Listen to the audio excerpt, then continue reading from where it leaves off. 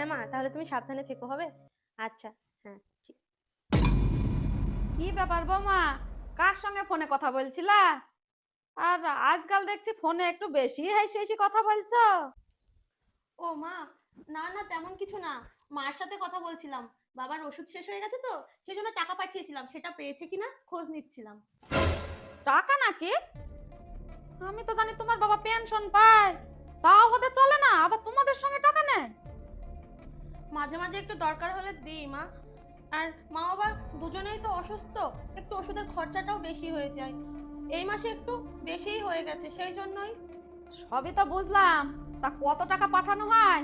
ওই ধরো মা, ওই 5,000 মতন পাঠাই। 5,000? কত টাকা! এই বাড়ির সংসার চালাতে কত টাকা খরচ হয় জানো তুমি?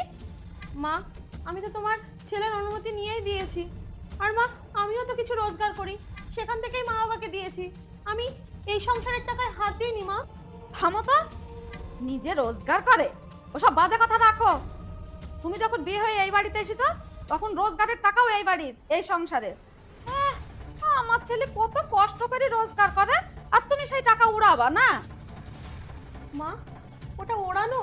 আমি তো আমার মা বাবাকে দিই, আমি তো টাকা ওড়াই না। আর আজকের দিনে একটা মেয়ে হয়ে মা বাবার পাশে দাঁড়ানোটা কি অপরাধ মা? অত শত আমি জানি না, তাই বলে কি মেয়ে জামাইয়ের কাছে হাত পাতবে? হাত পাতা?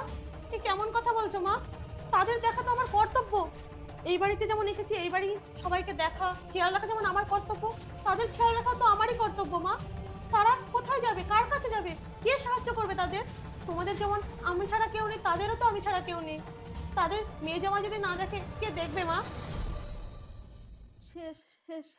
সেটা আবার আমি কি করে বলবো? বলতেই যখন পারবে না, তাহলে দিদুনকে মানে তোমার মাকে কেন এই বাড়িতে এনে রেখেছো? তাহলে তুমি কি মেয়ে হয়ে তোমার মাকে হেল্প করছো না, ওষুধ কিনে দিচ্ছ না, জামা কাপড় কিনে দিচ্ছ না, না অসময়ে পাশে থাকছো না, কোনটা মা? থাক, থাক বৌমা, আমাকে আর এইভাবে বললো না। আমি আমার ভুল হয়েছে, আমি বুঝতে পারছি। তাই তো, নিজের সন্তান হয়ে নিজের মা বাবাকে দেখবে না? তুমি এখন থেকে তোমার মা বাবাকে যখন যা প্রয়োজন হবে তুমি পাশে থাকবা, দেখবা। টাকা পয়সা দিয়ে হোক, যে করে হোক, তুমি দেখবা মা। আমি আমি বুঝতে পেরেছি আমার ভুলটা। আসলে আমি অন্য জগতে চলে গিয়েছিলাম।